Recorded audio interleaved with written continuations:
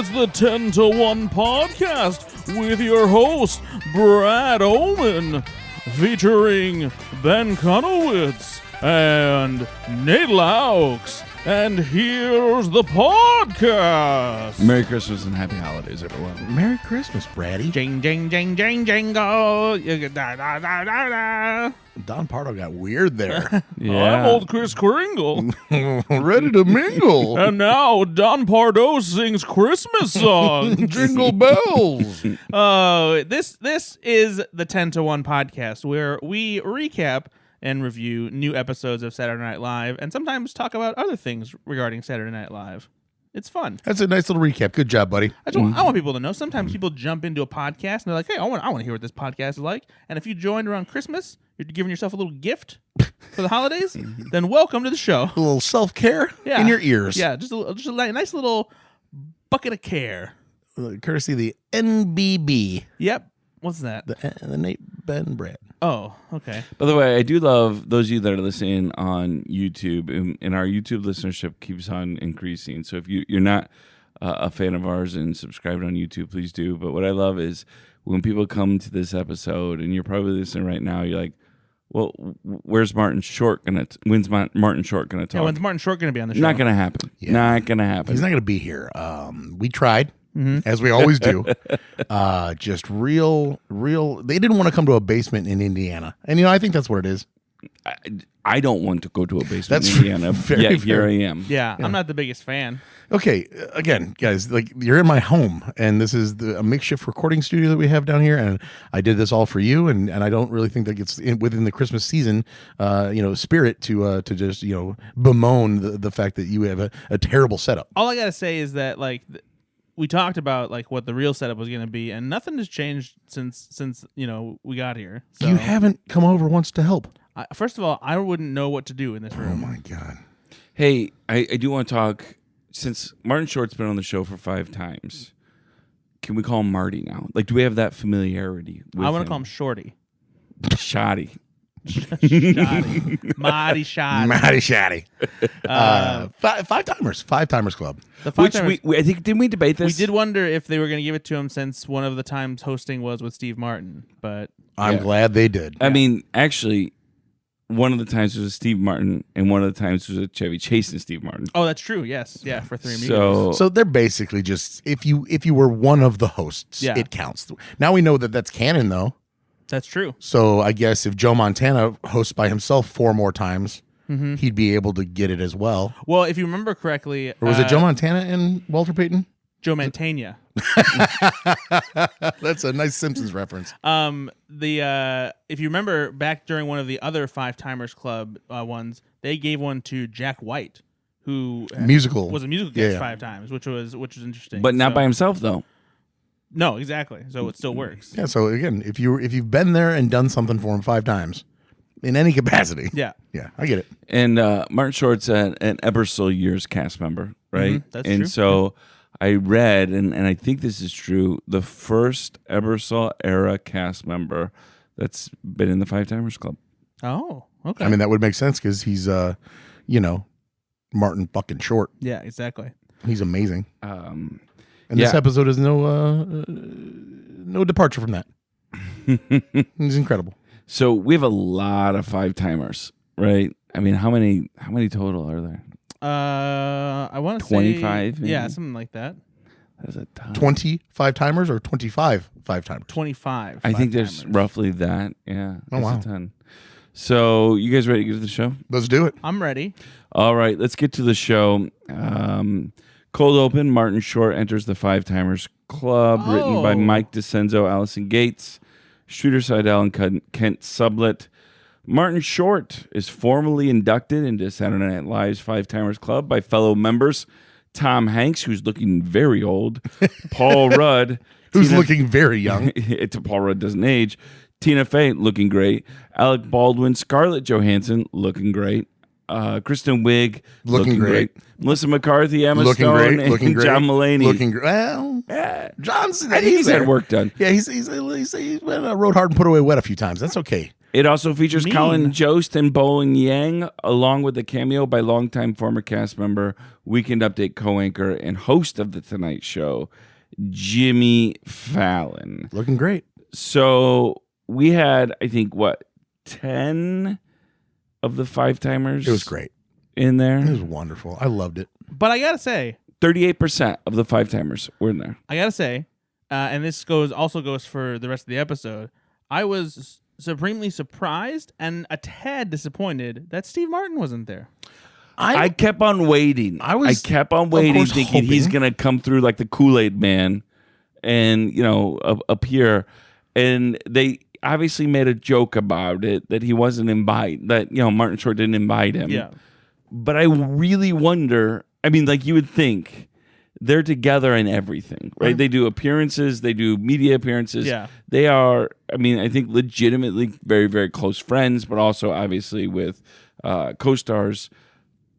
It was weird for me, honestly, not to have him there. Yeah. I thought it was just kind of weird. The only thing I could think is that maybe because it is so close to Christmas and just because, Steve Martin's getting older, that, maybe trying to make it happen and be there for it and do it was maybe more difficult for him than it otherwise might have been. There's also just a point where it's like, hey, just do it yourself. You can just do it yourself. Yeah. You can take all of the spotlight tonight. Yeah, maybe he wanted and it's really about you, and you do deserve that because he does. And the last time they hosted it, it was the two of them. So maybe it's just like kind of a nice gesture to say, hey, really, this should be about you the entire time. Yeah.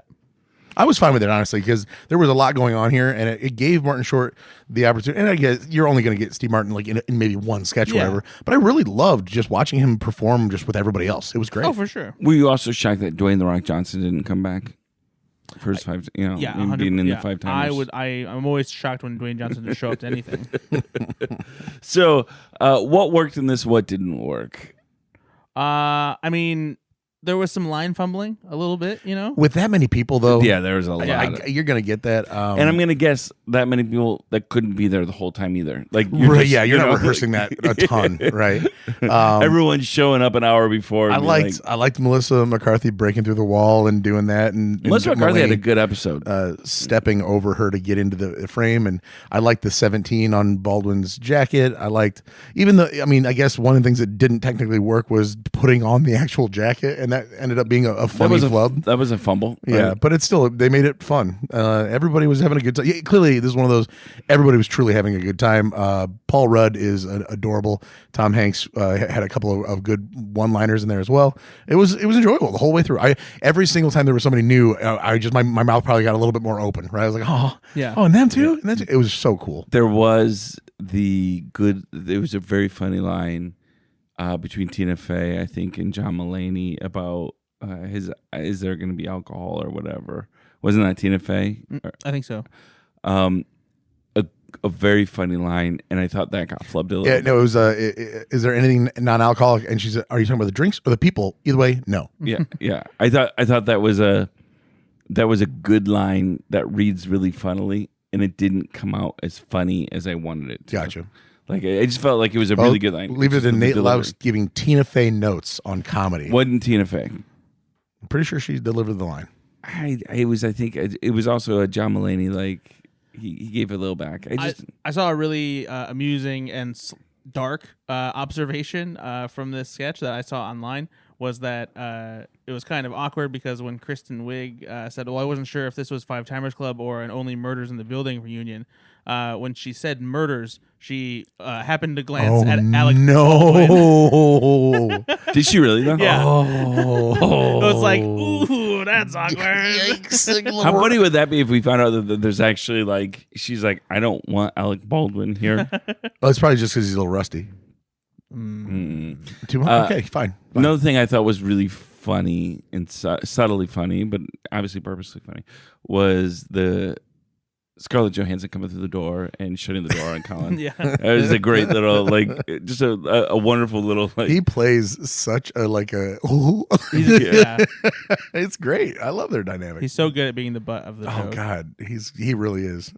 yeah, no. Overall, I don't know what else I could have. I mean, of course, I could have asked for more people, but what they had was Dwayne amazing. The Rock Johnson. Yeah, could have got Dwayne The Rock Johnson in there. I'm glad that Paul Rudd was a big part of it, though, because as we've talked about, his day in the sun got a little cloudy. Yeah. But yeah, no, I'm really happy with the way they did it. All right, let's move on. Monologue, written by Mike DeCenzo, Jake Norblin, and Martin Short. Former Ebersol era cast member Martin Short returned to Saturday Night Live to host for the 5th time. He talked about his accomplishments in joining the Five Timers Club before spreading some holiday cheer with a Christmas carol. Also featured are Sarah Sherman, Keaton Thompson, Bowen Yang, Ego Woden, Heidi Gardner, and Mikey Day as Santa Claus. Jimmy Fallon, Emma Stone, and Kristen Wiig made cameos. Executive producer Lorne Michaels made an on-screen appearance. Another one where it's just like all stops, they're just all coming out. Also, between the first, the cold open and the monologue, we're 20 minutes into the show. Yeah. Exactly. And the good nights. But it's just so nice to have a monologue that is just under 10 minutes long and doesn't feel exhausting because it's not a political cold open. Exactly. It just goes to show you what the show can do. Yeah. What'd you guys think of the song? I thought it was pretty good. Funnily enough, I think Steve Martin has done this better, and on Christmas, because that's one of the better Christmas openings that is constantly replayed every holiday season. Because that's the one where Chris Farley's like, not gonna get liquored up tonight. Yeah. But yeah, so yeah, pretty good. It was funny. I thought they did a good job. It's always nice seeing Lauren pop up in a sketch like that. Did you think? So I was waiting for. Because I'll say this, I thought this was a good episode. Yeah, I was waiting for the magical moment, and there was a sketch I really, really liked. And there was I didn't find a lot of bad sketches or anything like that. But were you waiting for a magic moment and it didn't necessarily happen? Yeah, I think that it never felt like there was like a full peak, I guess, Yeah, other than the what I Five felt. Timers Club. And I part of me wonders if maybe they just shot their load too soon. And I would also like to blame my co-host here, Ben Konowitz, who watched the episode live and said he was like on. I forget what the verbiage was. He said he had just started and he was like, I'm very happy. Yeah. It was during the Five Timers Club. Yeah, sketch. but then when he was done at midnight, he said, "Spoiler alert! I'm still very happy." Yeah, I was very happy with Yeah, this and episode. so for me, that set the tone but this to be is a like, great episode. It wasn't just a good episode. I thought this was a great episode. okay, we'll get into it. But it set the tone for the expectations for me Humbug over here. Yeah, to be really great. What- And I didn't think it was really great. I thought it was good, and I just like I said, it wasn't. And Well, see, that's the thing though, is I think that you have to squash your expectations because whenever Ben tells me something is good, I'm like, okay, so I have to expect a little less then. okay, all right, yeah. If he really likes it, Yeah, then be cautiously optimistic. what did you think of this, Benny? I thought this was great. Did you, No, you love the monologue? I mean, I like it when they do anything behind the scenes when they can pull that off. There's enough nostalgic mix in there because you still see the classic background performers that are always the extras that are always in the hallways of 30 Rock, and it's just great. I loved all of that, and then I love when Lauren pops into one. I mean, yeah, man, it was the song itself was fine. I will admit that it wasn't the rhyming or the actual wording wasn't the funniest thing I've ever seen, but putting it all together like that and doing a 10-minute version of this for a guy who is 70 whatever years old, I mean, he did great. You know, I really enjoyed it. Christmas, I think, Brad, your point is good. Steve Martin's done similar things. We've also gotten some other really good Christmas songs here, right? What was the one with Jimmy Fallon where the four of them are playing? Oh yeah, they do that like every now and then. Yeah. Christmas time is here. Yeah. We also have Santa's My Boyfriend, which is another great song from Christmas episodes. It's so like this was fine, but this didn't fit for me. Into Chris rocking around the Christmas tree, and Chris Rock is here to host. Remember what they did last week? Yuck. Okay. That was worse than the Chris Rock episode. And that's saying something. Yeah. All right, well, I'm here to provide entertainment. So let's move on. All right, let's go to a recurring sketch now. Parking lot altercation. Written by Mikey Day and Streeter Seidel. Tensions arise as two men, portrayed by Martin Short and Mikey Day, compete for the same parking space. The sketch also features Chloe Fineman as Madison and features a cameo from Melissa McCarthy. This, again, maybe this is also coloring for me. The first iteration of this was magic. Mm-hmm. It was literally magic for me watching this. I wasn't sure how they were going to make this to where it was going to be better, right? Yeah. And I don't think they did. It was very good, though. What I did love about this, humbug. What I thought was very good here was Melissa McCarthy. Yes. Yeah, she was incredible, and it was a great escalation, especially right at the end of an already great sketch. But okay, it's great. No, so Chloe Fineman is going to do something where Mikey Day is going to respond. I don't love that. Yeah. Like that's what I'm saying. Like these have become tropes. But in the first one, no, they're not. It's not tropes. It's the traits of a sketch when you do something recurring. Like you're gonna hit similar beats, and like you want to recreate the format. But other than Melissa McCarthy, there was nothing new about this. Exactly, but it's still really, really, really funny. Yeah. Was it as good as the first one? Cutting to her in the first one, that was surprise humor because I didn't see it coming. Yeah. Now that I know it's coming, I'm focused on other things because I know hers is going to be funny. So I got to pay attention more to Martin Short and to Mikey Day, and their like fake miming is wonderful. Like all the stuff that they were doing there that part to me was better than the first one. Yeah. The daughter's jokes were not as good as the first one, but that's to be expected because that's lightning in a bottle. I mean, and then McCarthy just crushes it good. at the end. So this is a great sketch. They were good. You're wrong. It was a great Chloe Fineman, everything she did was funny. It just wasn't unexpected. Exactly. Right? So you take that later away, and it's still very funny. Yeah, and I honestly I feel like your criticism here could be like tied to most other recurring sketches. Very rarely is the second version of what becomes a recurring sketch better than the first, because the first. So why are we doing it? You're not, because there's a chance that it could get better, or it's funnier in a different way with a different person. I do think Martin Short brought a different kind of energy to it because with the first one, it's funny because it's you're not suspecting that kind of behavior to come from Quinta Brunson. Even her comedic profile, like her acting like that and saying, "Why don't you eat my butt?" Like you don't expect that.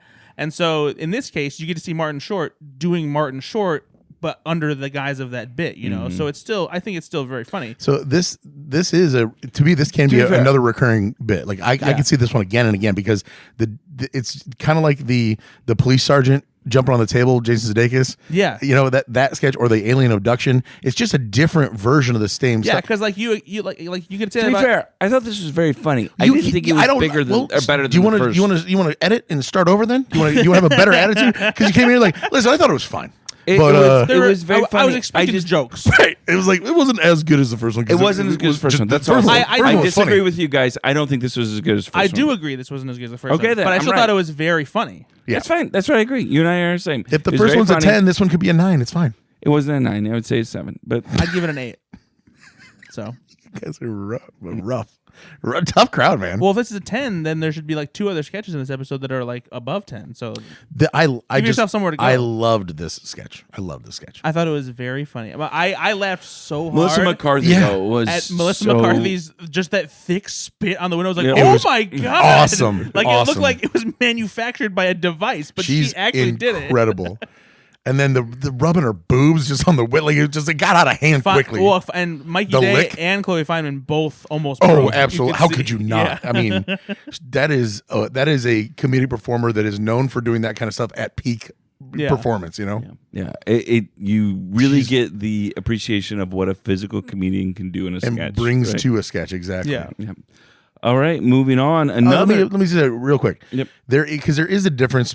We've all seen physical comedy in movies and TV shows that you're like, oh, big fat guy fell down, like, and that's supposed play the laugh track. They're playing a worse version of Chris Farley. Right? Exactly. There is absolutely a nuance and a serious part. Yeah. To get that properly done.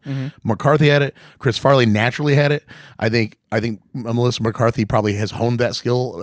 I think that Chris Farley never really had to work on it all that much because that's kind of who he was in his soul. But if anybody's curious to watch a truly gifted physical comedian, what that means is you watch that compared to like Kevin James like falling down on King of Queens or whatever. Like there's just a difference. And she's fucking brilliant. No, sorry, I just want to defend the you're the right, bigger too. people that have comedic talent. It's true. Because again, after Chris Farley, John Belushi, it was a great physical comedian as well.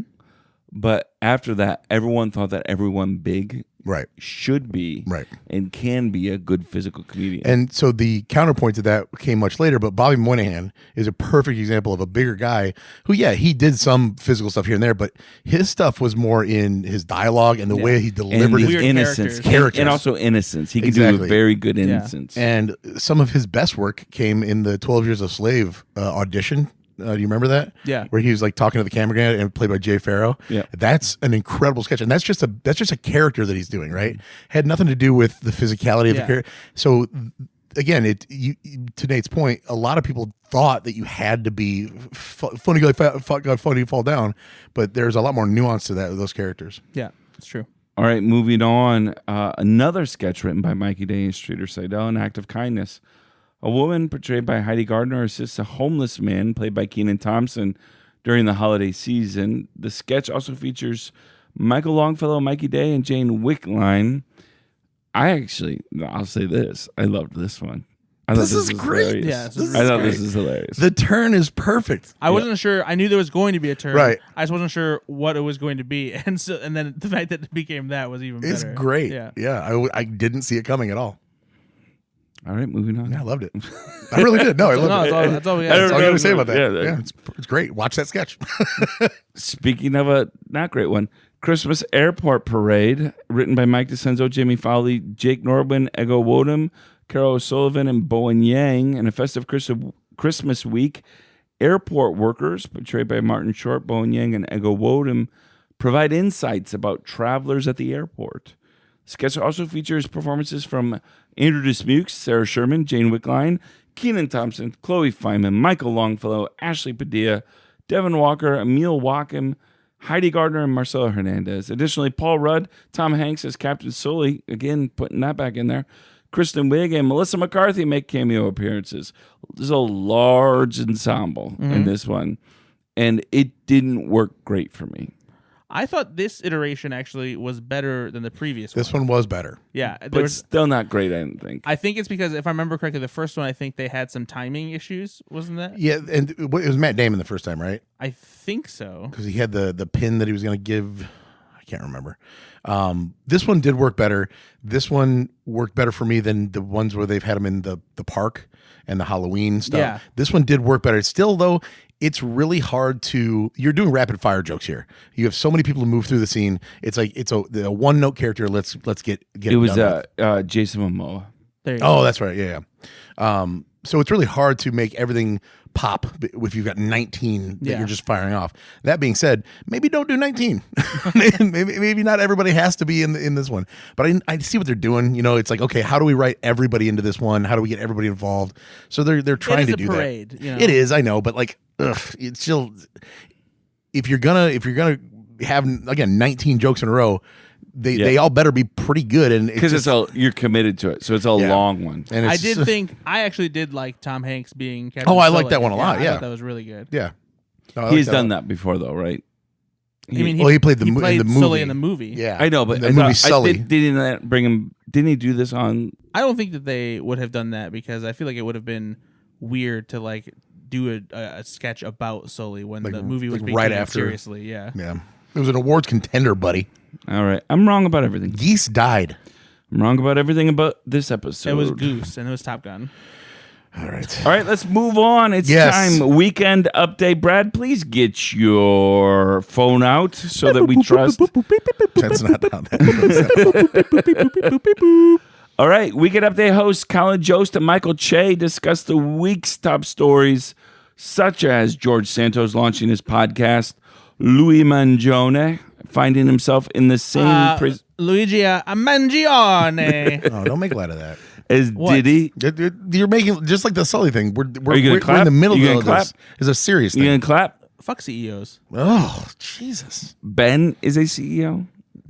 He wishes. A study suggesting the moon might be 100 million years older than previously believed looks great. And a pizza shop's refusal to serve same-sex couples. They also take turns reading jokes they've never seen before live on air to finish off 2024, called what? Joke swap. Joke swap.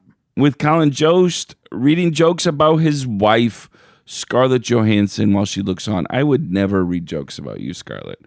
There's one Weekend Update bit featuring a drone played by Bowen Yang and written by Bowen and Will Steven speaking about drones in New Jersey. Hey, Betty Bear, please give a description of the Bradometer for our new listeners. Bradometer. If you guys are those newer listeners that are giving yourself a Christmas present by listening to this first episode of the 10 to 1, the Bradometer is a very scientific and perfect system that if you're ever going to get it right and you're perfect, then you're probably the best person who has ever lived. But it's really hard to do.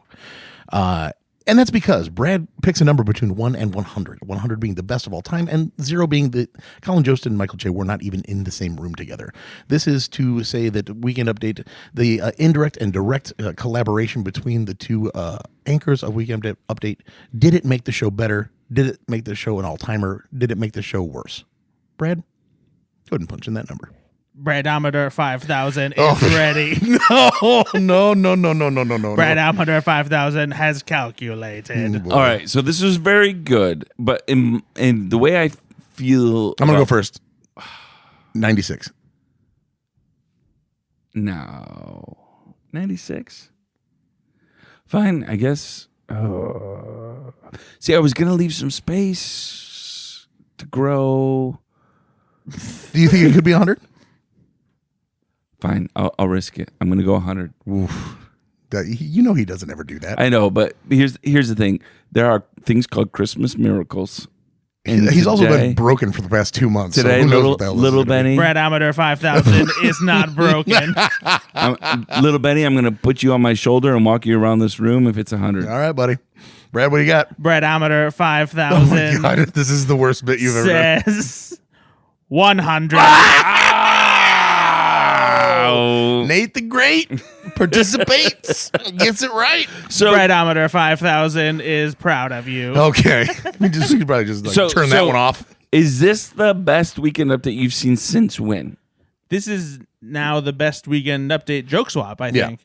Ever. I think my I've favorite... been doing this for 64 years. I did think about it, and I think my previous favorite one was the one where Che had Jost tell jokes, racist jokes, while there was a civil rights survivor. Who wasn't? By the way, that was the best Not real, part of it was that. fake, yeah. It was, So good, but though. Colin Jost genuinely thought it was. Exactly. And then so that was one of my favorites. Was the rabbi real? Was she a real rabbi? No, I don't think so. I On think that that was one? also a fake Okay. one. But yeah, so that was the best one before this to me. This, I think, is the best one because it's made so much better by the fact that Scarlett Johansson is there and you get to see her reaction to these jokes because she has said how much the joke swap stresses her out. Right. And this means so much that they had to cut away from him to get her reaction. He gets to see it live. He can't do anything about it. I think, though, I think I would have liked to have her on the desk with him, but you guys... No, because I think that there's comedy that comes from them having to be separated from each other, and also the cut to Scarlett Johansson. You know, there's always a good thing in comedy, and it's the cut to. You know, like that's a great way to introduce a joke and show something. There's no if she's sitting there, there's maybe a possibility of a sly look or a lifeline, like it's gonna be okay, and you take that away by putting her in a different room. So that was. Oh, so good. No, and she got away with saying shit live on air. I couldn't believe that they went to the roast beefs, honestly, because it felt like it's right on the line of like I'm Can you say network that? TV? No, and I'm sure she loved that. I'll bet. It was. I know Colin Jost loves it. This is hilarious. All right, let's talk a little bit about Bowen Yang as a drone. What did you guys think of that?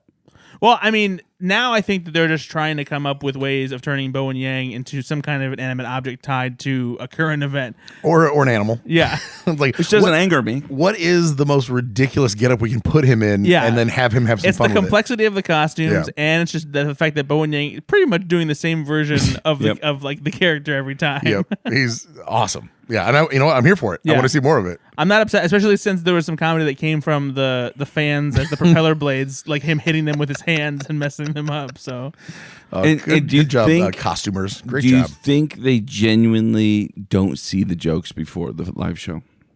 The joke swap? The joke swap, Yep. 100%. That for sure, because like there was a on Reddit. Sometimes if someone who's in that subreddit called Live from New York, if they go there if you're on Reddit. By the way, it's a fantastic subreddit. If someone goes to the dress rehearsal and they're part of that subreddit, they'll post like the differences between the dress rehearsal and the live show and describe some of the sketches that we don't ever get to see. Because even though we do have one cut for time to talk about, there's plenty of other sketches that were at dress that don't make it to air. So it's always interesting when someone is able to post about that. Yeah. All right, moving on. Sábado. What is this? Sábado Gigante. Gigante. Christmas special written by Dan Bulla, Stephen Castillo, Marcelo Hernandez, and Brian Tucker. A man portrayed by Paul Rudd, who does a man so well, who doesn't know Spanish, participates in a Spanish game show led by Chilean television presenter Don Francisco, played by Marcelo Hernandez. The cast also includes Chloe Feynman, Emil Wacham, Bowen Yang, and Ashley Padilla, plus a cameo from longtime former cast member Dana Carvey. This was Dana Carvey's, by the way, 9th episode this season out of 10. Yeah. 9 out of 10. So he is a cast member this season. yeah. Might as well be, yeah. So, they've got all of these kind of big 5-timers walking around. They're just throwing them in sketches right now, right? Paul Rudd gets to do this. Andrew Smukes could have done this. Anybody else could have done it. But again, you got the big guys there, so you're going to throw them in there. Plus, you want the guest, whoever is a guest, to be in that role anyway, because that's the starring role of the sketch. There's a couple things about this sketch. I'm going to confess again. I know I'm Debbie Downer today. But I like this episode more than I think I'm coming across. I did really like this episode as a whole. But this sketch I didn't love, and it's recurring. I just didn't think it was stronger. I didn't think it was a better version of the previous 2. I think they've done 2 now. I think this was the second one, because the first one was Nate Bargatze.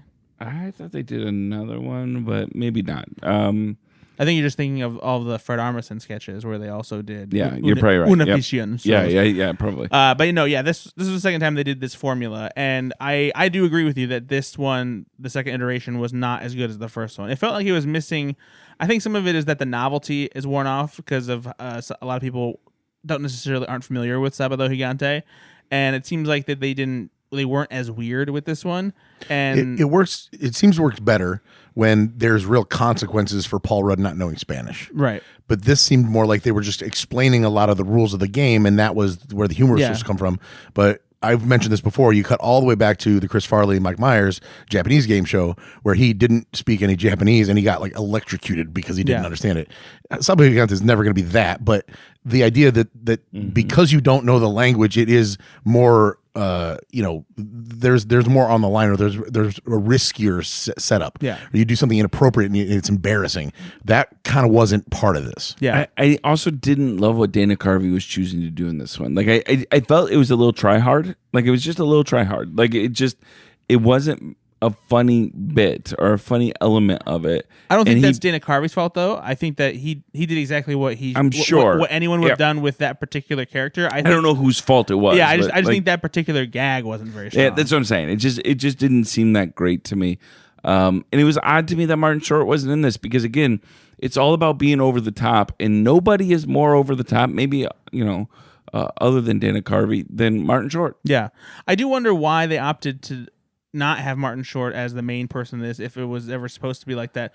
I don't think so, but I one thing I will do is go through the full Reddit post from the person who was at dress rehearsal so that I can mention some of the sketches that were at dress that did have Martin Short in them and didn't make it to air, on top of the cut for time sketch that we're going to talk about. So Lauren just decided if Martin Short's in this, we're cutting it. Apparently. Done and done. All right, it's time for the 10 to 1. Peanuts Christmas, written by, again, Mikey Day and Streeter Seidel. That was their third sketch of the night, which is very rare to have 3 sketches in one. Possibly the highest percentage of sketches written.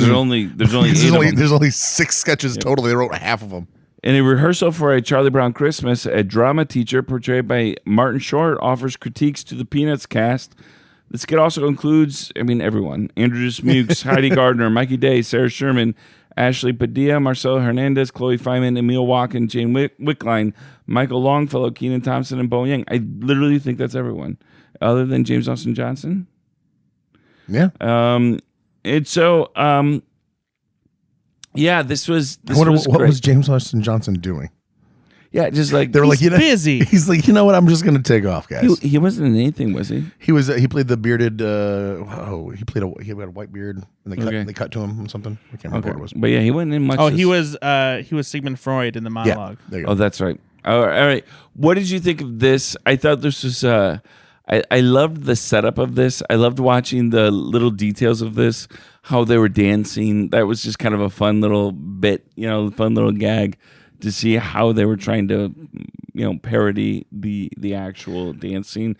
Did the comedy work for you guys? So they've done a version of this now 3 or 4 times where it's the Peanuts gang, and but it's always something different. Exactly. Yeah. And what I mean by that is not this, but just the format of we're going to impersonate the Peanuts characters, or we're going to do something with Peanuts. They go to that well a couple of times, but they've done it in surprisingly different ways. Because my favorite one of all time though is the Al Pacino. You're a rat bastard, Charlie Brown. Oh my God! Yeah. I don't know that I could ever get better than that, and that kind of colors my vision a little bit here because again, it's not the same at all. They're not even trying to do the same thing, but my version of it lives in my head rent free. Yeah, that is so good that and that one that one doesn't need to be Peanuts, but like for me, it's about the impressions they're doing as Peanuts characters. Yeah. This is way different, but again, I still have that my lens colored. It does bring you back. Yeah. Do you remember one of the other Peanut sketches? No. So I only remember one part of it, but I remember the basic premise, and one of the things that made me laugh so much is they took the cast members and they actually gave them like head molds, so they looked like real life Peanuts characters. And Brendan Fraser, I think, played Charlie Brown. Yeah, I remember that. And what I think what the setup was is Lucy does the football thing, but Charlie Brown actually gets hurt, and like he gets like a compound fracture or something like that. Yep. Because I think they show the wound, and then Franklin. Tim Meadows at the time, just goes. Yeah, that is from February 13th, 1999 episode. You're a champion, Charlie Brown. Yeah, that would have been Mummy Brendan Fraser. Yeah. Yep. Yeah, that was. I remember that one. Yeah.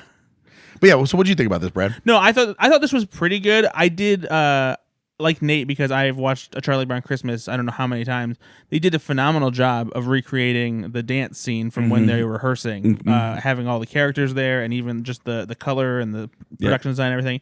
I didn't think the sketch was super funny.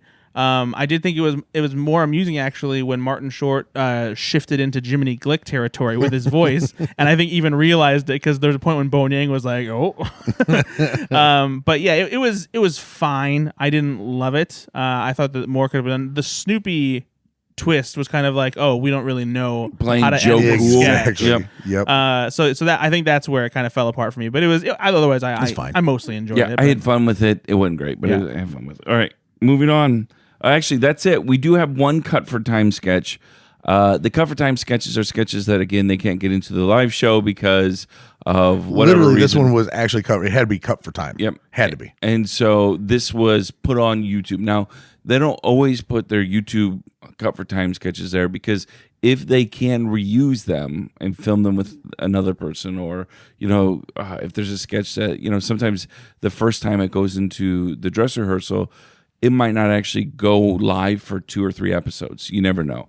But when you create something for Christmas, specifically for Christmas, Martin Short in full Grinch outfit. Yeah. You have to. In Grinch face. There's no reusing it. So this was Resting Grinch face. called How the Grinch Stole Christmas. In this Cover Time sketch, Dr. Seuss's How the Grinch Stole Christmas takes a surprising twist featuring Everybody. Lucy Liu. Yep.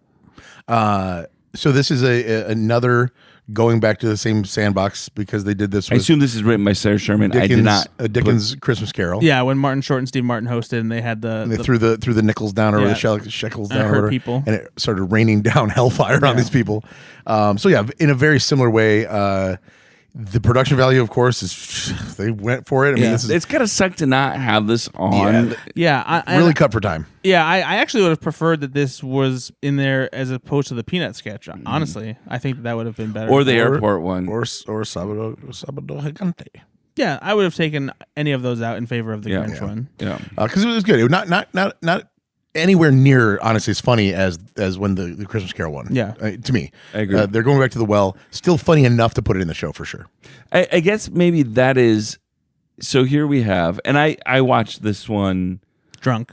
right when right when I watched the episode, right? So this was for me. Okay. Like, so here I have 3 sketches that aren't necessarily recurring, but like this is not a recurring sketch Right. necessarily. Well, it isn't. It kind of, you know what I mean, right? So I look at all 3 of those and I think, I don't know if any of them were better than the first. And so, and I know you say the whole point of recurring is that they don't have to be better.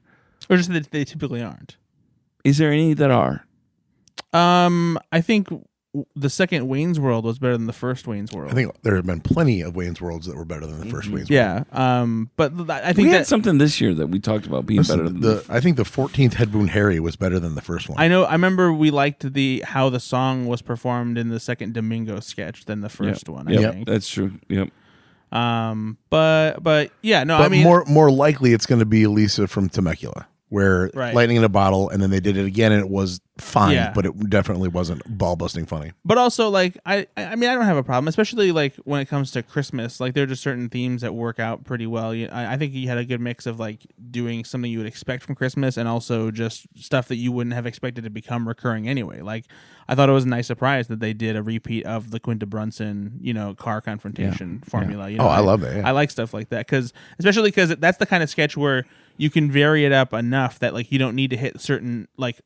There's not always a rhythm as far as joke beats. Like, sure, you expect Chloe Fineman to do some kind of inappropriate gesture that her dad doesn't like, but it's how they do it that matters. You know? Exactly. I agree. All right, that is the episode. Brad, did you want to share anything about the stuff you? Yeah, before feelings or emotions. Before we pick our Your Christmas list. our MVPs and the best sketch of the night. So here's the stuff from on Live from New York, the Reddit thread. Hold on, I want to give credit to the person who did this so that it's on the record. R slash The user is Evertrue13 in the Live from New York Reddit. So in the Five Timers Club opener, Sarah Sherman filled in for John Mulaney and made even more fun of him not being available due to his Broadway show. Tom Hanks changed his response about the World War II book gift. So there's a different punchline. Martin Short's joke in the musical intro on the psychiatrist couch was about dreams of having sex with his mother and changed to the eating Army Hammer, which was a better punchline. Mm-hmm. In the airport sketch, they changed Sarah Sherman's food from seafood curry to tuna casserole or something like that. That's so funny that those are the things they changed. Yeah. James Austin Johnson and Dismukes played the viral arguing gay couple who keep asking to think about the girls, which was cut. That must be a TikTok thing, I guess. I don't know. Yeah. There's a famous viral 2 gay guys at an airport, and they're one screaming at a dude like getting in a fight, and the other, his husband is like, "Think of the girls. Think of the girls. We can't do this. Think of the girls." I've never seen that. It's really funny. Marcello and Jane had another Weekend Update bit as the couple you can't believe are together, which was okay. That got cut. A sketch with all the women cast members on a dating show hosted by Ego where they pop their balloons to turn down an eligible bachelor was cut. It featured Martin Short as an older man pretending to be Gen Z with some riz. Wow. A sketch where Martin Short and Minky Carmichael. Oh yeah, Minky. And a pregnant Heidi were hosting a dating advice talk show that got cut. The sketch where Sarah Sherman played a bitter grandmother complaining about her visiting family with Martin Short as her husband, Irving Cohen, was cut. They say this one was especially good, had Martin Short falling face first into Andrew Dismukes' crotch while singing. The other cut sketches made sense as they were weaker, but this one was solid, but probably too long with semi-musical breaks. Man, so it's funny. We watched the movie Saturday night. Yeah. And you see the board in the beginning of that film that's full of 4 hours of content, and Lauren's got an hour and a half. And I feel like sometimes he's still that guy. Oh, yeah. yeah. Like, well, let's just do it all, and then we got to cut stuff for time. The Charlie Brown sketch was slightly shortened. There was an even funnier second callback to Martin Short calling Linus a top. There was a great sketch with Short, Keenan, and Bowen playing a Kenny G-esque jazz trio. Keenan was Treese Henderson playing Christmas music at a hotel. Premise was they were double booked with a live animal nativity scene, and in Dress, the chicken kept trying to escape. That would have been great. It would have been great. Colin and Shay held back on their joke swap until the live show. Colin was completely surprised by the black voice, quote unquote, as all the prior cue cards were normal voice jokes. The cuts to Scarlett were also new, as was the roast beef joke. Oh my God, that's amazing. Lots of Weekend Update jokes cut. One about marriage age being lowered to 9 in Iraq, but Shay saying it's okay if she's an old soul. Jesus. Then apologizing and saying now that he reads it, he agrees with the crowd. It's the 90s, Carl. Yeah, other than Weekend Update joke swap, live show was much shorter overall, and Dress seemed like it was more engaged. So, and then they go on to mention the pre-tape with the Grinch, which we actually ended up seeing. There you go. Which I will say, one thing I really liked about the Grinch sketch was the fact that the Lucy Liu thing ended up turning it into like a Quentin Tarantino's version, which was a nice touch. Yeah, it's a nice touch. And Lucy looks great. It's been 24 years. Looks exactly like she did in Kill Bill. Yeah. All right, let's get to our final segment of the night, MVP and sketch of the night. Melissa McCarthy. Oh, wow. That was my MVP. Yep. Yeah, Melissa McCarthy was my MVP. Oh, wow. I thought she was fantastic. She completely, and I mean completely, elevated the few things she did so freaking perfectly. Even in the cold open. Yep. There were there's too many people that the regular cast is going to be. It made me think I need to see her host again. Yeah, exactly. It made me want that to happen immediately. Yeah. Yep. Oh, okay. What'd you think? That's an interesting pick. I actually had a hard time trying to come up with one because you expect Martin Short to be very good. He'd have to like do something crazy. And he didn't. He went in a ton. Yeah. Gosh, part of me almost. Thanks for I do appreciate your preparation. The pre-planning of this was really good. For this podcast. Part of it is like I just don't care anymore. My sketch of the night was still Mikey Day in the car with his daughter. Even though I did say it's not as good as the first one. Is this still your sketch of the night? And even though oh my God, I know I'm going to get some crap from these two. Oh my God. I do think it was the best sketch of the night. Oh my God. You son of a bitch. Best sketch of the night, and in the moment he's like, it just wasn't as good as the first one. It wasn't as good as the first one. I actually think because of an act of kindness that I would give Kenan Thompson MVP, especially also because I think he had one of the funnier brief bits in the Christmas airport parade. I'm switching it. I'm going to go with an act of kindness, actually. I think that was the best. And actually, that was the other thing I was going to say. Act of kindness, I think, is my sketch. I do think that's true. I You know forgot what, about that. Nate, I forgot. I did forget about it. Your flip-flopping right now is just at an all-time high. I forgot about that. I think that you need to work on committing and just understanding that once you say something, it's online forever. It can never be taken back. But now this is your credibility just takes a nosedive when you just flip and flop. Know, I'm going to go with Christmas airport parade. Now you're just crazy talk. Sabigo gente. Cuckoo bananas over here. All right. Well, we did it, guys. We got through another episode of Saturday Night Live. We don't have any new SNL scheduled. No. We don't know who's going to be hosting in January. So probably January Jones will probably be our last podcast. Wow, oh my God. It sounded so sad. Got dark all of a sudden over the holidays. So much for listening. And, thanks for the support over the years. And hold on, I'm gonna try and make a guess and see if we can pick who is going to be hosting Just based on the stuff that's coming out in January? Yeah. I'm gonna say probably Hugh Laurie. Hugh Laurie. Wow. I'm going to say Hugh Downs. Hugh Downs. Interesting. Yeah. Gerard Butler, because Den of Thieves 2, Pantera comes out. No. You don't think so? No. What are you talking about, Jerry you weirdo? Butts. How many times is Jerry Butts? He's probably hosted once, maybe. You think? Oh, do you think that they would bring Mark Wahlberg back because Flight Risk comes out on January 24th? No, Is it probably making not. see that He'd or do no? it. He would do it Yeah, because he's a self-promoting marketing machine. because he has hosted, right? Oh yeah, Yeah. right? Or did he just do a cameo? I know he cameoed once in like- the Mark Wahlberg Talks to Animals Exactly. bits, but has he hosted? Ooh, I'm sure. I'm sure of it. I can't think of any sketches though, other than that. He is legitimately, again, he likes to see his face freaking everywhere. Mark Wahlberg. I don't think he has hosted. Whoa. Yeah, now that I think about it, I don't think he did. Because if he did, it would have been around either Planet of the Apes time or sometime like maybe The other like, guys are, it would have been an Yeah. amazing time for that. Okay, well, hey, Mark Wahlberg, let's get you on the show, buddy. No, Nate. No, he has not. Wow. All right. No, there I you go. cannot find him in anything. Now the other thing that is possible is because January is going to be like award season leading up to Oscars. They could just get somebody who's maybe having like a good year, So somebody gets nominated, and then it's for best actor, best actress. or somebody where there's at least buzz about them being nominated. Okay. I think that's How many of these things do you think are kind of last minute decisions? Like, I know that they have a plan, but then if somebody does have huge buzz and they're like, oh, you know what? We could move the schedule and see if that person would want to do it. Does that happen all that often, you think? I don't think so because like it's the kind, you have to schedule a whole week for that person. I know, but like you just said, if somebody's got a lot of awards buzz, they might grab them in January. Well, yeah, but like you usually know around that time of like there's like So maybe somebody already is in. there's it's somebody that you think Gotcha. might get nominated. They don't have to already be nominated. Gotcha. Yeah. But I do.